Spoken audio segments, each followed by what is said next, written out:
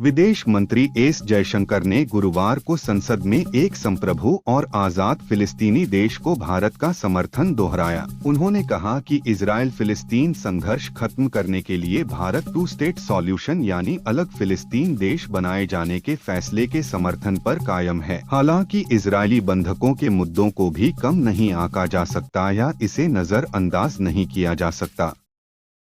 महाराष्ट्र के सीएम देवेंद्र फडणवीस ने कहा, कौन सा मंत्रालय किसके पास रहेगा, यह अंतिम चरण में है और उसका निर्णय हम तीनों मिलकर करेंगे। हम पुराने मंत्रियों के काम का भी मूल्यांकन करेंगे और उसके आधार पर आगे निर्णय लिया जाएगा। आगे कहा कि मैं नहीं मानता कि सरकार बनाने में कोई देरी हुई है। हमें समझना होगा कि जब गठबंधन सरकार होती है तो कई फैसले लेने पड़ते हैं।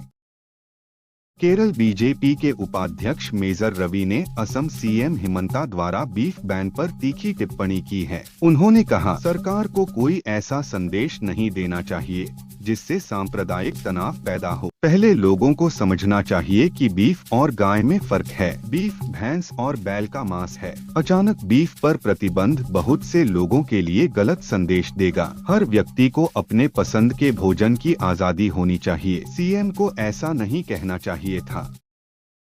महाराष्ट्र में नई सरकार का गठन हो गया है, लेकिन अभी मंत्रालयों के बंटवारे का पेंच नहीं सुलझा है। सूत्रों के मुताबिक एकनाथ शिंदे अभी भी गृह मंत्रालय की चाहत रखते हैं। शिवसेना की दलील है कि जब शिंदे सीएम थे तो गृह मंत्रालय फडणवीस के पास था। इसी तरह जब अब शिंदे डिप्टी सीएम हैं, तो उन्हें गृह मंत्रालय मिलना चाहिए। अगर मुंबई में बात नहीं बनी तो दिल्ली तक मामला पहुंचेगा।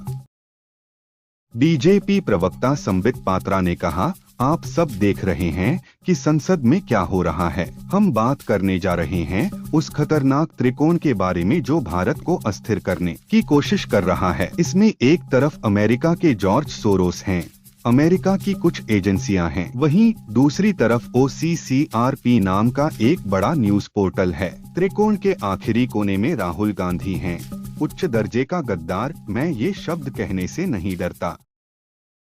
देवेंद्र फडणवीस ने महाराष्ट्र के सीएम के रूप में शपथ ले ली है। उनके साथ अजित पवार और एकनाथ शिंदे ने डिप्टी सीएम के रूप में शपथ लिया। इससे पहले खबर थी कि शिंदे गृह मंत्रालय न मिलने से नाराज हैं। वह शपथ नहीं लेंगे। हालांकि कई दौर की मीटिंग के बाद वह तैयार हो गए। अब देखना होगा कि शिंदे को कौन सा मंत्रालय मिलता है।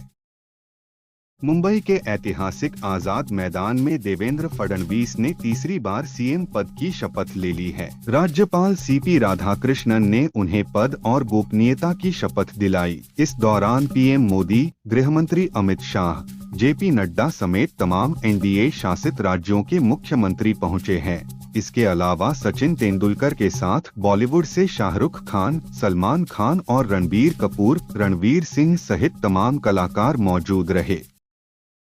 भारत बांग्लादेश में बढ़ते तनाव के बीच बांग्लादेश के गृह मंत्री जहांगीर आलम चौधरी ने भारत विरोधी बयान दिया है। चौधरी ने कहा कि UN की शांति सेना को बांग्लादेश में नहीं बल्कि भारत में तैनात किया जाना चाहिए। ममता बनर्जी की बांग्लादेश में पीस कीपिंग फोर्स तैनात करने की मांग पर आलम ने पलटवार किया है। ममता ने PM मोदी से बांग्लादेश के अल्पसंख्यकों की सुरक्षा के लिए व्यक्तिगत हस्तक्षेप करने की अपील की थी।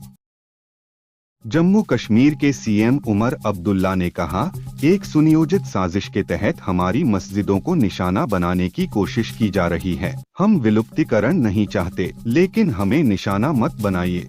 हमारी मस्जिदों, धार्मिक स्थलों और हमारे धर्म के पालन के तरीके पर हमला करके आप हमें पीड़ित कर रहे हैं और यह वह भारत नहीं है जिसका जम्मू और कश्मीर हिस्सा था। यह वह भारत नहीं है जिसकी कल्पना हमारे संस्थापकों ने की थी।